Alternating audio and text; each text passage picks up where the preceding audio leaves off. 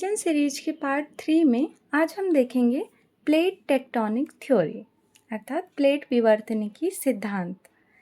इसके द्वारा हमें पता चलता है कि पृथ्वी पर किस प्रकार से भूकंप, ज्वालामुखी, पर्वत रचना और सुनामी का उद्भव होता है और उसके क्या परिणाम होते हैं। प्लेट टेक्टोनिक थ्योरी में 3 सिद्धांतों का उपयोग किया जाता है। पहला है महाद्वीपीय विस्थापन सिद्धांत, दूसरा है भूचुंबकत्व की संकल्पना पर आधारित सिद्धांत और तीसरा है सागर नितल प्रसरण सिद्धांत। प्लेट्स हम स्थल मंडल पर जो दुर्बल मंडल के ऊपर तैरती हुई विशाल भूखंड होते हैं उनको कहा जाता है, वो चट्टान होते हैं। अगर आपको रिवाइज करना है दोबारा, इंटरनल स्ट्रक्चर ऑफ अर्थ में आप देखिए, जो क्रस्ट होता है और अपर मेंटल है उसके भाग को मिला करके हम स्थल मंडल कहते हैं या लिथोस्फीयर भी कहा जाता है, और जो मेंटल का मध्य भाग होता है उसे हम दुर्बल मंडल कहते हैं या एस्थेनोस्फीयर। तो ये माना जाता है जो बड़े बड़े चट्टान होते हैं जिन्हें हम प्लेट्स बोलते हैं वो इस दुर्बल मंडल के ऊपर तैरते रहते हैं, क्योंकि ये हल्की सी तरल अवस्था में भी हो सकता है। तो आइए देखते हैं, हम मुख्यतः आज हम देखेंगे कि प्लेटों का संचलन किस प्रकार से होता है जिसके द्वारा हमें भूकंप, ज्वालामुखी जैसी प्रक्रियाएं देखने को मिलती हैं। तो आइए देखते हैं प्लेटों का संचलन। पहला प्लेटों का संचलन होता है अपसारी प्लेट संचलन, जिसमें महाद्वीपीय या महासागरीय प्लेटें आप एक दूसरे से दूर जाती हुई दिखती हैं। दूसरा होता है अभिसारी प्लेट संचलन, इसमें 2 प्लेटें एक दूसरे की तरफ आती हुई दिखती हैं और इनके बीच टक्कर के पश्चात कई भूभौतिकी घटनाएं देखने को मिलती हैं। तीसरा होता है समानांतर प्लेट संचलन, इसे हम संरक्षी भी कहते हैं क्योंकि इसमें ना तो कोई निर्माण होता है ना ही कोई विनाश होता है। ये प्लेट संचलन पृथ्वी के घूर्णन अक्ष के सापेक्ष होती हैं। आइए अब एक एक करके तीनों को हम समझ लेते हैं। अपसारी प्लेट संचलन को हम रचनात्मक सीमांत भी कहते हैं क्योंकि इसके द्वारा ओशियनिक रेज का निर्माण होता है। इसका प्रथम चरण है अंतर महाद्वीपीय भ्रंशन, इंट्रा कॉन्टिनेंटल रिफ्टिंग। इसमें क्या कहा जाता है, अगर देखिए आपका कोई कॉन्टिनेंटल क्रस्ट है ये, तो हम सभी जानते हैं कि पृथ्वी के अंदर रेडियो एक्टिव तत्व होते हैं। जहाँ पे हॉट स्पॉट होता है वहाँ पे इनका विघटन भी होता है और तापमान में वृद्धि होती है। वही तापमान की जब वृद्धि होती है तो ये जो कॉन्टिनेंटल क्रस्ट है आपका वो एक्सपेंड होता है और वो एक गुंबद रूपी फॉर्म ले लेता है। उसके बाद जब धीरे धीरे दोनों प्लेट एक दूसरे से दूर जाती हैं तो यहाँ पे एक भ्रंश घाटी का भी निर्माण होता है। इसके बाद वाला फेज होता है अंतर प्लेट विरणन अर्थात इंटर प्लेट थिनिंग।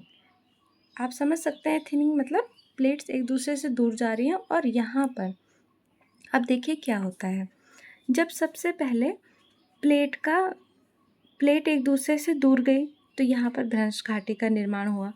ये भ्रंश घाटी धीरे धीरे चौड़ी होती जाती है।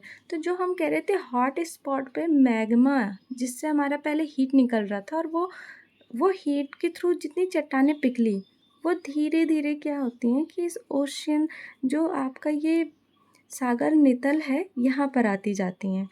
तो ये एक नए क्रस्ट का निर्माण करती हैं।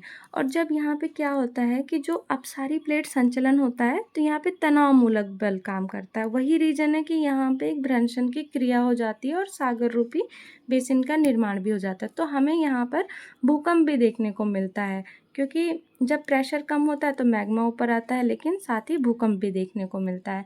तो इसमें मैं आपको बता देती हूँ कि 3 प्रकार के महासागरीय कटकों का निर्माण होता है, मध्य अटलांटिक कटक, प्रशांत महासागर कटक और हिंद महासागर कटक। इसे हम मैप में भी देख लेते हैं। ये देखिए, ये आपका प्रशांत महासागर का हिस्सा है, यहाँ पे प्रशांत महासागर कटक है। ये आपका एस आकार का है, ये अटलांटिक महासागर है और ये हिंद महासागर है, यहाँ पे हिंद महासागर कटक की फॉर्म हुई है। अब देखते हैं अभिसारी प्लेट सीमांत। इसमें 3 प्रकार के महासागरीय महाद्वीपीय टक्कर, महासागरीय महासागरीय टक्कर और महाद्वीपीय टक्कर, इन तीनों के बारे में बताया गया है। आइए तीनों को एक एक करके समझ लेते हैं। महासागरीय महाद्वीपीय टक्कर को हम पश्चिमी कॉर्डिलेरा सीमांत भी कहते हैं। इसमें क्या होता है, जो महाद्वीपीय और महासागरीय और महाद्वीपीय दो प्लेट्स आपस में टकराती हैं जब, तो यहाँ पे सबडक्शन होता है। जो हल्की प्लेट होती है वो हमेशा भारी प्लेट के नीचे सबडक्ट करेगी, तो वहाँ पे महासागरीय गर्त का निर्माण हो जाता है। और इसके साथ आप देखिए जो ये हॉट स्पॉट है, यहाँ पे भूकंप मूल भी होता है, क्योंकि यहाँ पे भूकंप की आवृत्ति बढ़ जाती है। जब प्लेट का सबडक्शन होता है तो यहाँ पे जो चट्टान होती है उसका आंशिक गलन होता है, जिसके द्वारा ही मैग्मा की उत्पत्ति होती है। और जो ये मैग्मा की उत्पत्ति हो रही है, यही आपकी ज्वालामुखी प्रक्रिया से रिलेट कर जाती है कि यहाँ पे ज्वालामुखी प्रक्रिया होगी। आइए अब देखते हैं महासागरीय टक्कर। इसमें क्या होता है, इसे हम जापान तुल्य भी कहते हैं, क्योंकि जापान में जो भी ये वॉल्केनिक आइलैंड्स फॉर्म हुए हैं इसीलिए इसे कहा जाता है। देखिए यहाँ पे आप ध्यान दीजिए, ये महाद्वीपीय यूरेशियन प्लेट है और ये महासागरीय प्लेट है जो पैसिफिक वाली है, प्रशांत महासागर वाली है। जब ये दोनों आपस में टकराती हैं तो यहाँ पे भी सेम प्रोसेस होता है, महासागरीय गर्त बनता है, टेम्परेचर बढ़ता है तो मैग्मा ऊपर आता है, जिससे ज्वालामुखी प्रक्रिया होती है। और ये सब कुछ खुले महासागर में आपका महासागरीय गर्त बना। और जो ये ज्वालामुखी प्रक्रिया हुई है ना, इसका सबसे बड़ा एग्जाम्पल है जो फिलीपींस, जापान और इंडोनेशिया की उत्पत्ति हुई है, वो इसी प्रक्रिया के द्वारा हुई है।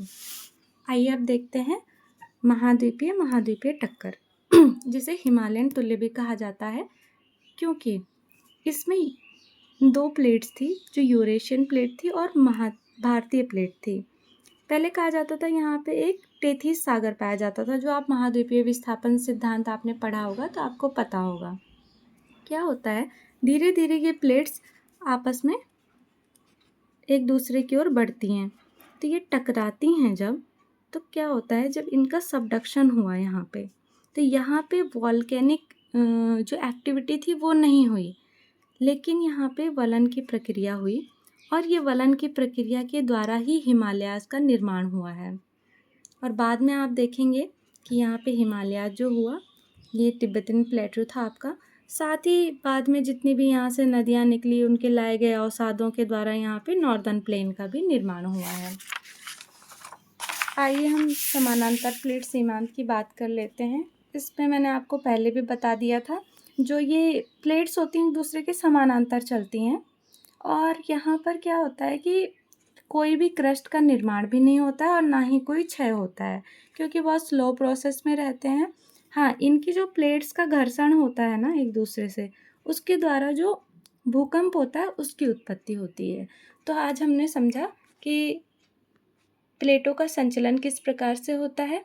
आगे आने वाली वीडियोज़ में हम और रिवीजन सीरीज़ लाएंगे। Thank you so much.